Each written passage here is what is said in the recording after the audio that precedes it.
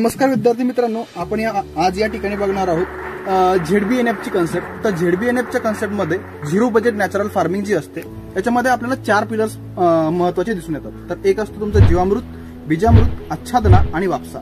तर जीवामृत मध्ये आपण कोणकोणते घटक टाकतो आणि जीवामृत कशा पद्धतीने असतं आणि नेमकं जीवामृताचा काय उद्देश असतो तर ते आपण बघणार आहोत। तर याच्यामध्ये बघा तुम्हाला दिसून येईल की 10 किलो जे काय असेल तर ते गायीची शेण टाकतात, नंतर 5 लिटर त्याच्यामध्ये गोमूत्र टाकतात, 2 किलो जो असतो तो गूळ टाकतात, 1 किलो जे असतं ते बेसन टाकतात, नंतर 2 किलो वारुळाची किंवा वडाखालची जी की एकदम पक्की माती असते ती माती टाकतात, नंतर 500 ग्रॅम याच्यामध्ये जीवाणू संवर्धक सुद्धा टाकलेलं असतं आणि हे 200 लिटर पाण्यामध्ये व्यवस्थित अशा प्रकारे मिक्स केलेलं असतं।